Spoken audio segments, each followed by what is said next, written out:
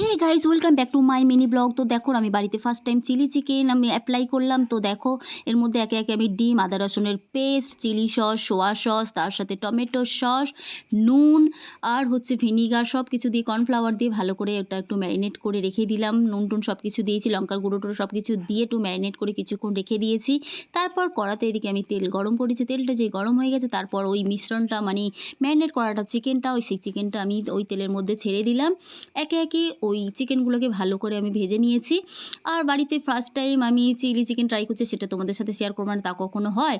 তো দেখো আমি এইভাবে সমস্ত চিকেনগুলোকে আমি ভেজে নিলাম। ভেজে নেওয়ার পর তারপরে ওই তেলের মধ্যেই আমি পেঁয়াজ দিয়ে দিয়েছি। বাড়িতে সেদিনে হচ্ছে তোমার ক্যাপসিকাম ছিল না, তো সেজন্য আমি ক্যাপসিকাম দিইনি, তো তার বদলে আমি শুধু পেঁয়াজটাই দিয়েছি।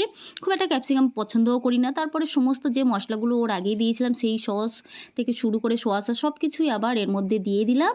দিয়ে এইবারে যে ভেজে রাখা যে চিকেনটা আছে সেই চিকেনটাও এর মধ্যে দিয়ে দিলাম। দেখো দিয়ে ভালো করে একটু নেড়ে চেটে মানে কষিয়ে নিলাম। কষিয়ে নিয়ে তারপর আমি হচ্ছে কর্নফ্লাওয়ার গুলে রেখেছিলাম সেটাও দিয়ে দেবো এর মধ্যে, দেখাচ্ছি তোমাকে। তো দেখো তারপরে আমি চিনি, নুন মানে যে যেমন তোমরা পরিমাণ খেতে পছন্দ করো আর কি সেরকম অনুযায়ী দিও। যে যেমন ঝালটাও খেতে ভালোবাসো সেরকম অনুযায়ী ঝালটাও তোমরা দিতে পারো। তো আমি সেরকমভাবে দিয়ে তারপরে জল দিয়ে মিশ্রণ করে ওটা ফুটিয়ে যেতে নামিয়ে নিয়েছি। ভিডিওটা অনেক বড় হবে বলে তাই আমি দেখাইনি।